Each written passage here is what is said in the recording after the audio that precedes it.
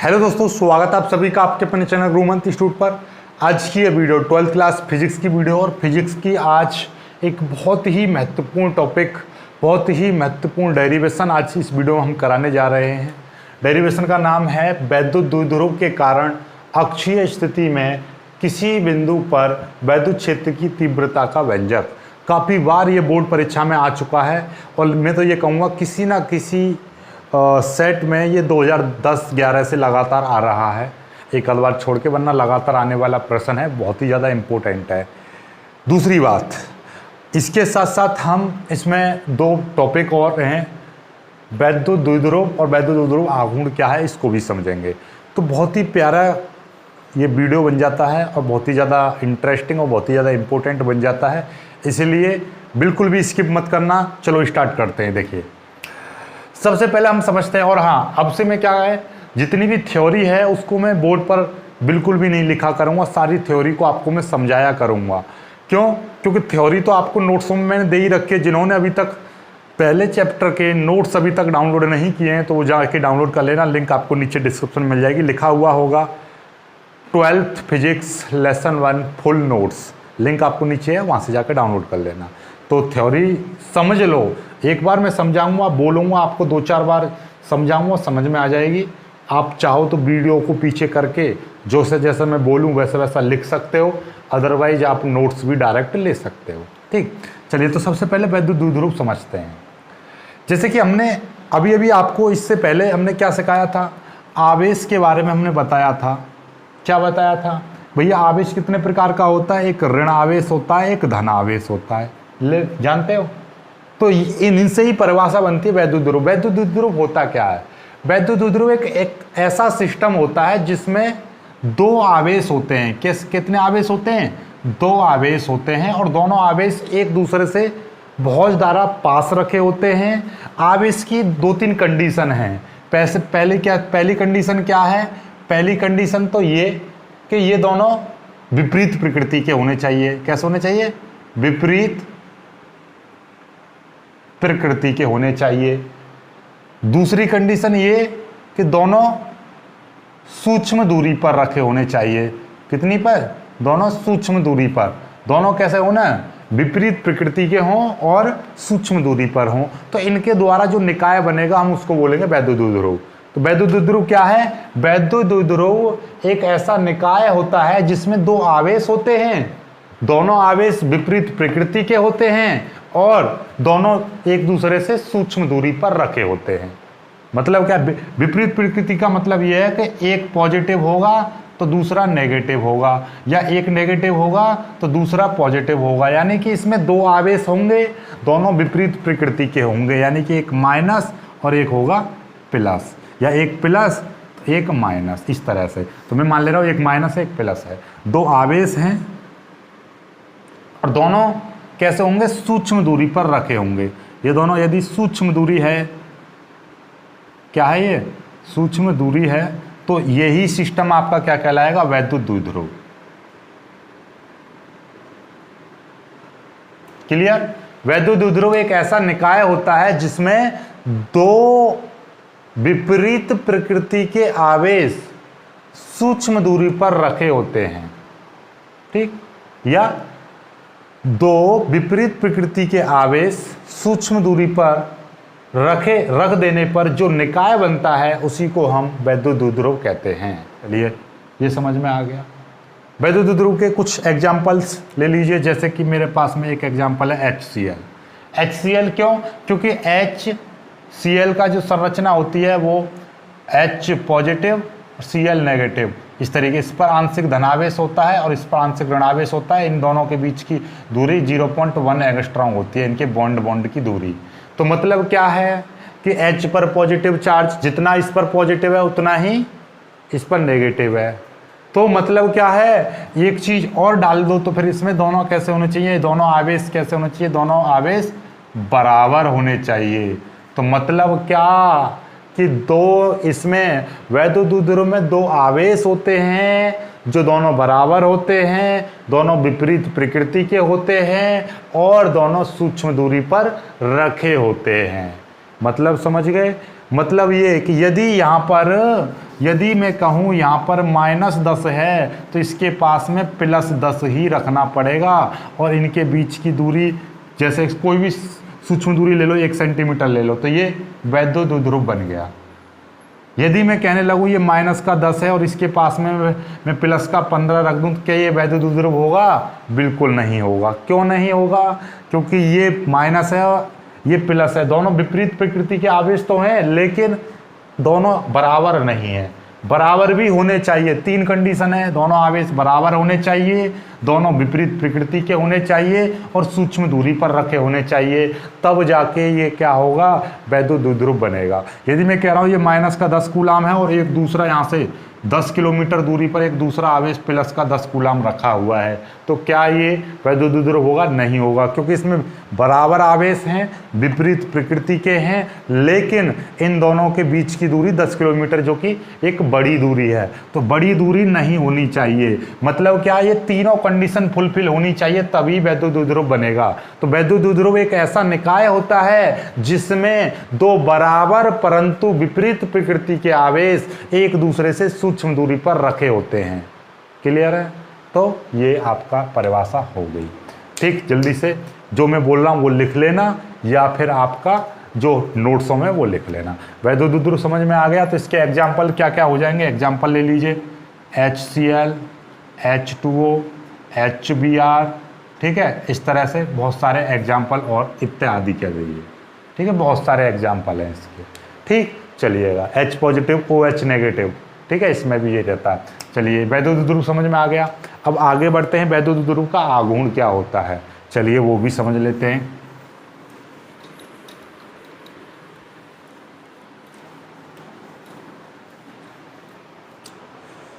वैद्युत द्विध्रुव का आघूर्ण, ये देखिए ये क्या है। अभी हमने आपको वैद्युत द्विध्रुव समझाया कि इसमें 2 आवेश होंगे, एक माइनस का होगा तो एक प्लस का होगा, दोनों बराबर होंगे और एक दूसरे से कैसे रहेंगे? सूक्ष्म दूरी, यानी कि हमने कोई सूक्ष्म दूरी 2L मान ली, इनके बीच की दूरी कोई भी सूक्ष्म दूरी है। ये सूक्ष्म दूरी 2L ही क्यों मानी? इसका कारण ये है कि जैसे हमारे पास -Q है और ये प्लस का Q है, यदि मैं इनके बीच की दूरी R मान लूँ तो क्या होगा कि जब हम मान लीजिए ये सूक्ष्म दूरी है और मैं इसको आधा करने लगूँ तो सूक्ष्म का आधा और ज़्यादा आधा R/2 हो जाएगा, तो ये अजीब सा लगेगा। इसलिए हमने 2L माना है, ताकि सूक्ष्म दूरी का आधा करना पड़े। 2L का आधा कितना हो जाएगा? 1L हो जाएगा। तो इस 1L भी आपको दिखाई देगी तो अच्छा सा लगेगा डेरिवेशन में करने में। ठीक है, तो इसलिए डेरिवेशन के लिए है सारा मटेरियल, तो डेरिवेशन में हम R/2 और L में, तो L ज़्यादा बेनिफिशियल रहेगा, कोई जल्दी हो जाएगा उससे। ठीक है, चलिए, तो अब हम वैद्युत द्विध्रुव आघूर्ण की परिभाषा बनाने जा रहे हैं। जरा देखो, ये वैद्युत द्विध्रुव था जिसमें 2 आवेश हैं, दोनों विपरीत प्रकृति के हैं और बराबर हैं। तो हमने क्या करा? वैद्युत द्विध्रुव में क्या बनेंगे? वैद्युत द्विध्रुव का आघूर्ण कैसे लिखा जाएगा कि इन दोनों आवेशों में से, यानी वैद्युत द्विध्रुव, ये क्या है? वैद्युत द्विध्रुव है। वैद्युत द्विध्रुव के दोनों आवेशों में से किसी एक आवेश का परिमाण इंटू एक आवेश का परिमाण तथा दोनों आवेशों के बीच की सूक्ष्म दूरी के गुणनफल को हम वैद्युत द्विध्रुव का आघूर्ण कहते हैं। इसे P से प्रदर्शित करते हैं। तो ये क्या बन गया? वैद्युत द्विध्रुव का आघूर्ण। ठीक है, इसे P से प्रदर्शित करते हैं। P बराबर क्या हो जाएगा? Q into 2L। ये सूक्ष्म दूरी हो गई। ये इन दोनों में से कोई भी एक आवेश का परिमाण का मतलब क्या है कि जैसे कि मेरे पास में ये -10 कूलाम है, ये +10 कूलाम है, तो दोनों में से किसी कोई का भी ये परिमाण ले लो, इसका परिमाण भी 10 है, इसका भी 10 है। भाई ये प्रकृति तो इसकी ऋणात्मक है, ये धनात्मक है, लेकिन परिमाण तो ये भी 10 है, ये भी 10 है, तो कोई भी एक ले लो। ये ले लो, यहाँ से भी 10 लेंगे, यहाँ से भी देंगे 10। इनके बीच की दूरी मैंने मान ली 1 मीटर है, इंटू 1 बन गया वैद्युत द्विध्रुव का आघूर्ण। यानी कि वैद्युत द्विध्रुव के दोनों आवेशों में से किसी एक आवेश का परिमाण तथा दोनों आवेशों के बीच की दूरी, दोनों आवेशों के बीच की सूक्ष्म दूरी बोल दो या दूरी बोल दो, दोनों आवेशों के बीच की दूरी के गुणनफल यानी कि गुणनफल को क्या कहते हैं? हम वैद्युत द्विध्रुव का आघूर्ण कहते हैं और इसे P से प्रदर्शित करते हैं। तो वैद्युत ध्रुव का आघूर्ण भी समझ में आ गया, वैद्युत ध्रुव का आघूर्ण क्या होता है ये। इसका मात्रक क्या बनेगा भाई, इसका मात्रक बनेगा, आवेश का मात्रक क्या होता है, कूलाम। ये सूक्ष्म दूरी है, इसका मात्रक क्या हो जाएगा, मीटर। इसका मात्रक बन गया मीटर। ये राशि कैसी होती है भाई, ये राशि होती है सदिश, राशि होती है सदिश। सदिश है तो इसकी दिशा भी होगी, दिशा किधर होगी, दिशा होगी या कि ऋणात्मक आवेश से धनात्मक आवेश की ओर। मतलब ये है, देखो जैसे कोई ये रखा हुआ है, ये वैद्युत ध्रुव है सपोज दैट, तो ये ऋणात्मक से धनात्मक की ओर इस तरह से रहेगी इसकी दिशा, ठीक है। चलिए, और इसका विमीय सूत्र क्या हो जाएगा, विमा, विमा देख लीजिए, विमा देखिए, ये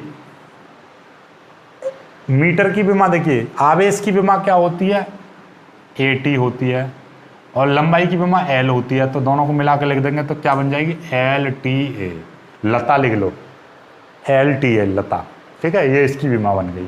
तो सारी चीज़ें याद होगी। वैद्युत ध्रुव का सूत्र क्या हो गया, P बराबर Q इंटू 2L, ठीक है। वैसे हम इसको Q इंटू 2L इस तरह से लिखते हैं, डॉट प्रोडक्ट रहती है, लेकिन हमने क्रॉस इसलिए गुणनफल है, केवल गुणनफल, ठीक है। वैसे भी कोई दिक्कत वाली बात नहीं, क्योंकि ये आवेश जो है ये सदिश राशि नहीं है, तो यहाँ पे गुणा लगा सकते हैं, कोई दिक्कत वाली बात नहीं है, ठीक है। तो ये बस यही अपने आप में कैसे होती है, सदिश राशि होती है।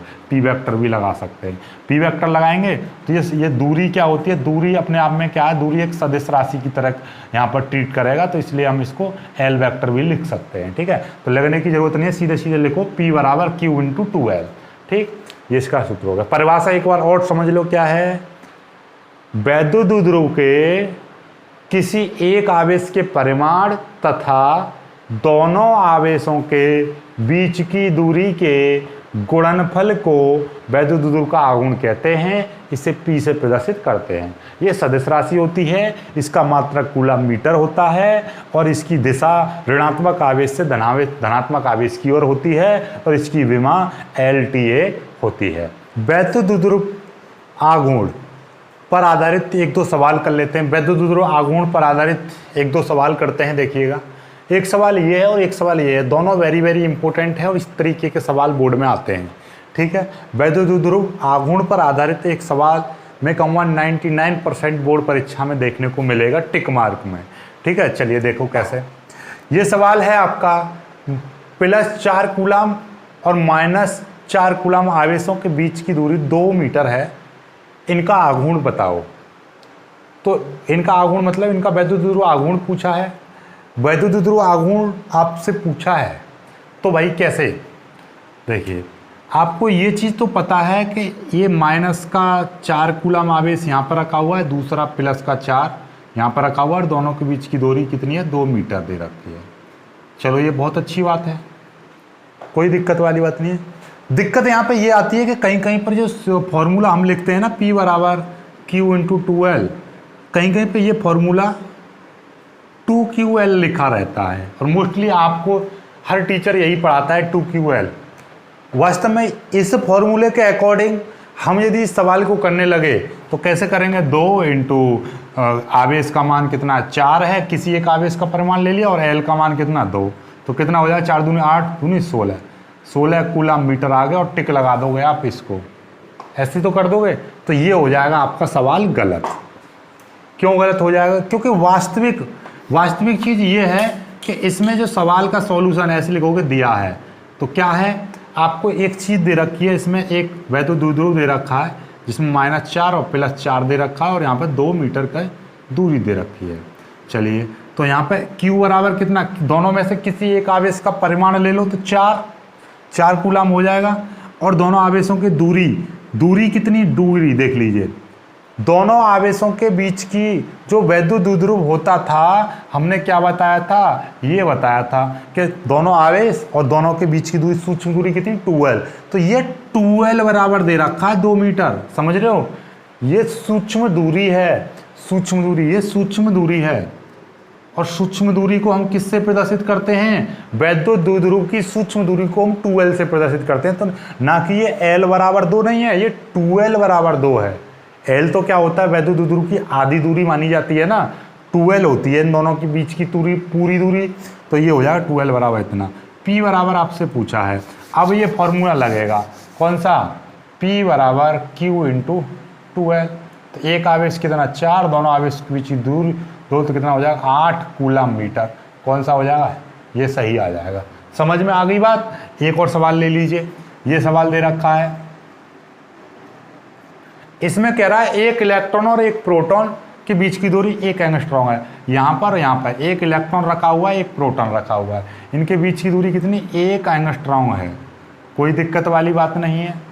क्या है भैया? इलेक्ट्रॉन पर आवेश कितना होता है? -1.6 गुणा 10 की पावर -19, और प्रोटॉन पर कितना होता है? धनात्मक 1.6 गुणा 10 की पावर -19 कूलम। समझ गए ना? ये माइनस का होता है, इस पर प्लस का होता है। इलेक्ट्रॉन पर ऋणात्मक आवेश होता है और प्रोटॉन पर धनात्मक आवेश होता है। दोनों के बीच की दूरी 1 एंगस्ट्रॉम है, मतलब कितना? 1 गुणा 10 की पावर -10 मीटर, इतनी दूरी हो गई। तो P बराबर फॉर्मूला क्या होता है? Q into 2L। Q की जगह पे कितना? 1.6 गुणा 10 की पावर -19, यानी कि दोनों आवेशों में से कोई भी एक आवेश का परिमाण ले लिया, 1.6 गुणा 10 की पावर -19, 1.6 गुणा 10 की पावर -19, लेकिन दोनों में अंतर कितना? ये धनात्मक, ये ऋणात्मक, तभी तो वैद्युत द्विध्रुव बनेगा। तो धनात्मक ऋणात्मक से तो कोई लेना देना, हमें धनात्मक और ऋणात्मक से तो कोई लेना देना नहीं है। सीधे सीधे वैद्युत द्विध्रुव के आघूर्ण को 1 लेंगे। दोनों के बीच की दूरी कितनी है? 1 एंगस्ट्रॉम, मतलब कि 1 गुणा 10 की पावर -10, क्योंकि एंगस्ट्रॉम का मतलब कितना होता है? 10 की पावर -10, क्योंकि दूरी हमेशा मीटर में लेते हैं फिजिक्स में। तो भैया ये हो जाएगा। तो ये टोटल मिला के कितना हो जाएगा? ये टोटल मिला के हो जाएगा आपका 1.6 गुणा 10 की पावर -29 कूलम मीटर। तो इस तरह से सवाल करने वैद्युत द्विध्रुव आघूर्ण के। ठीक है, चलिए इसका कैप कहाँ गया? चलो, अच्छा इधर गिर गया है। थोड़ा ऐसा है, देखिए आपको मैं बता दूं, अभी पता कितना बज रहा है? रात से जगते जगते 4:23 हो गई। पूरी रात भर जग के अब नींद आ रही है बहुत तगड़ी वाली, क्योंकि आज बहुत काम किया था, पढ़ाई का ही काम किया था, कुछ BSc के लिए और 12th के लिए नोट्स बनाए थे, इसलिए थोड़ा सा पूरी रात में नहीं सो पाया। अब सोऊंगा मैं तो कम से कम 12-1 बजे तक सोऊंगा। चलिए, तो वीडियो को लाइक करना, अपने दोस्तों के साथ शेयर करना और चैनल को सब्सक्राइब जरूर कर लेना। मिलेंगे खूबसूरत वीडियो, तब तक के लिए बाय बाय, जय।